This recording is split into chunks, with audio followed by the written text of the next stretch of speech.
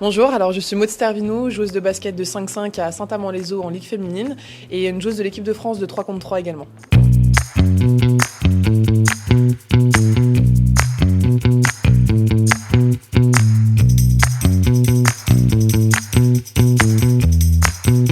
Alors aujourd'hui, la particularité du basket 3-3, c'est qu'on n'est pas forcément confronté à de grandes difficultés parce qu'on a de la chance d'avoir justement une équipe féminine qui a de très bons résultats depuis les débuts. Ça va faire maintenant 3 ans que l'équipe de France féminine de 3-3 remporte des médailles, que ce soit sur les championnats du monde ou les championnats d'Europe. Elles ont également fait une participation aux Jeux Olympiques de Tokyo. Malheureusement, il n'y avait pas une médaille, mais elles mettent vraiment en lumière ce sport. Donc aujourd'hui, les défis auxquels elles sont confrontées, c'est tout simplement de continuer à mettre la barre aussi haute et de persévérer en ayant des résultats. Mais contrairement à d'autres sports, justement, elles ne sont pas moins mises en lumière que les garçons, bien au contraire. Et ça, c'est grâce à leurs résultats.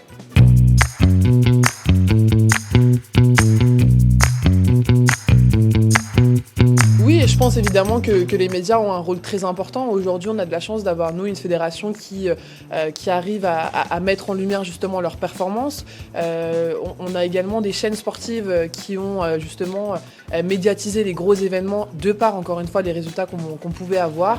Et je pense que c'est quelque chose qu'il faut continuer et que de plus en plus de chaînes également doivent être justement à même de présenter les matchs à des horaires aussi en live en fait, parce qu'on a été confronté à certains problèmes, on va dire, lors de l'une des Coupes du Monde justement où les matchs n'étaient pas retransmis en direct.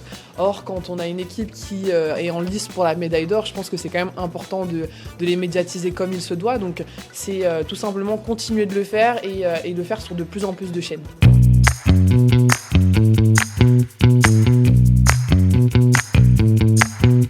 Aujourd'hui, le conseil le plus simple que je pourrais donner, c'est de ne pas forcément se poser trop de questions sur est-ce que en tant que jeune fille, j'ai le droit de le faire, est-ce que j'ai les mêmes chances qu'un garçon.